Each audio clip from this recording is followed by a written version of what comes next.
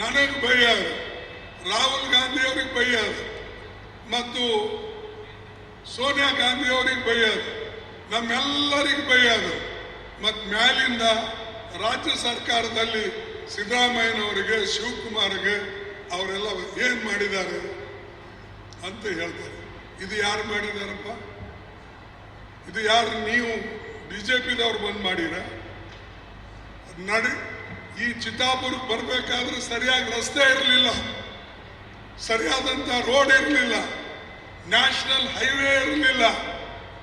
ಇವೆಲ್ಲ ಯಾರು ಬಿಜೆಪಿದವ್ರು ಬಂದು ಮಾಡಿದ್ರ? ರೈಲ್ವೆ 27 ಮಾರ್ಕ್ಗಳು ಗುಲ್ಬರ್ಗ 1ರಲ್ಲೇ ನಾನು ಮಾಡಿಕೊಟ್ಟಿದ್ದೇನೆ. ವಾಡಿಯಿಂದ ಗದಗವರೆಗೆ ಒಂದು ದೊಡ್ಡ ಈಗ ರೈಲ್ವೆ ಲೈನ್ ಮುಗಿತಾ ಇದೆ. ಇನ್ನೊಂದು 2 ವರ್ಷದಲ್ಲಿ ಅದು ಮುಕ್ತಾಯ ಆಗ್ತದೆ. ಅರೆ, ಇಂಥ ದೊಡ್ಡ ದೊಡ್ಡ ಕೆಲಸಗಳು ಸಾರ್ವಜನಿಕರಿಗೆ ನಾವು ಮಾಡಿಕೊಟ್ಟರೂ ಕೂಡ ಕೆಲವು ಜನ ಹೊಟ್ಟೆ ಕೆಚ್ಚಿಕೊಡ್ತಾರೆ. ಇದು ಸರಿಯಲ್ಲ. ಯಾರು ಕೆಲಸ ಮಾಡ್ತಾರೋ ನೀವು ಬೆಂಬಲ ಕೊಡಿ. ಬಾಕಿದ ರಾಜಕೀಯ ಇರ್ತದೆ.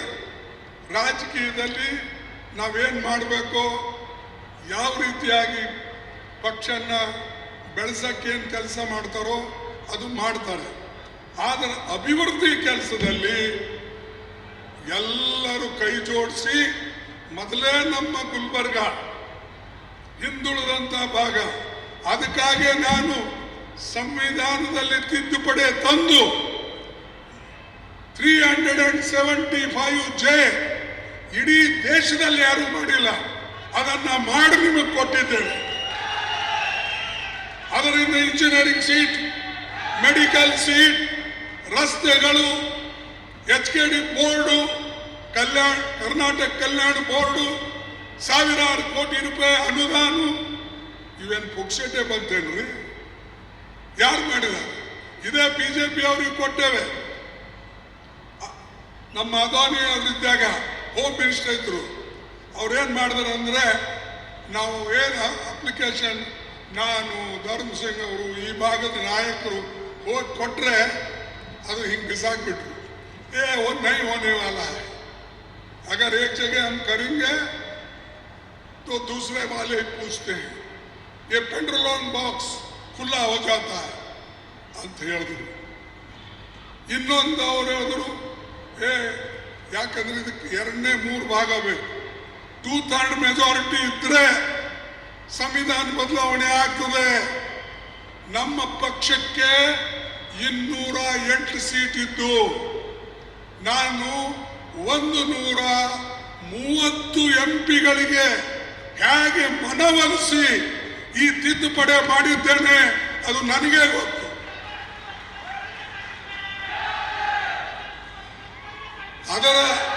ಅದರ ಲಾಭ ನಾವೇನು ತಗೊಳ್ತಾ ಇಲ್ಲ. ನನ್ನ ಮಕ್ಕಳಿಗೆ ಸಿಗಲ್ಲ, ನನ್ನ ಮೊಮ್ಮಕ್ಕಳಿಗೆ ಸಿಗೋದಿಲ್ಲ, ಅಥವಾ ಇದ್ರ ಮೇಲೆ ಕುಂತಂಥವ್ರು ಅನೇಕ ನಾಯಕರಿಗೆ ಸಿಗೋದಿಲ್ಲ. ಯಾರಿಗೆ ಸಿಗ್ತದೆ? ಇಲ್ಲಿ ಹುಟ್ಟಿ ಬೆಳೆದು ಯಾರು ಬಡವರಿದ್ದಾರೋ, ಯಾರು ರೈತರಿದ್ದಾರೋ, ಯಾರು ನಮ್ಮ ತಾಯಿಂದರಿದ್ದಾರೋ ಅವರಿಗೆ ಅನುಕೂಲ ಮಾಡೋಕ್ಕೆ ಇಂಥ ಒಂದು ಮಹತ್ವದ ಕಾನೂನನ್ನು ನಾವು ತಂದುಕೊಟ್ಟೆವು. ಆದರೆ ಇನ್ನೂ ಕೆಲವು ಜನ,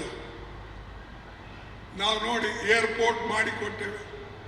ನಾನು ನೆನೆಸ್ಬೇಕು, ನಮ್ಮ ಶ್ರೀನಿವಾಸ ರಡ್ಗಿ ಜನರಿಗೆ ನಮಸ್ಕಾರ ಮಾಡ್ತೀನಿ 10 ಸಲ. ಅವರು ಪಾಪ 1,000 ಎಕರೆ ಜಮೀನು ಸ್ವಲ್ಪ ಹಣದಲ್ಲೇ ಕೊಟ್ಟು ಇವತ್ತು ಅಲ್ಲಿ ನಿಂತಿದೆ. ಅಂಥದ್ದೆಲ್ಲ ನಾವೇ ಮಾಡಿದ್ದು. ಕೇಂದ್ರ ಸರ್ಕಾರ ದುಡ್ಡಿಲ್ಲ, ರಾಜ್ಯ ಸರ್ಕಾರ ದುಡ್ಡಿಲ್ಲ, ಬರೇ ಜನ ಕೊಟ್ಟಂತ ಜಮೀನು ಮತ್ತು ಇಲ್ಲಿ ಬೋರ್ಡಿನಲ್ಲಿ ನಮ್ಮ ಹಕ್ಕು ಏನಿತ್ತು ಅದನ್ನು ತೆಗೆದುಕೊಂಡು ಅದು ಮಾಡಿರ್ತೇವೆ. ಈಗ ಅದು ಪ್ಲೇನೇ ಬಂದ್ ಮಾಡಿಬಿಟ್ರು. ಯಾಕೆ?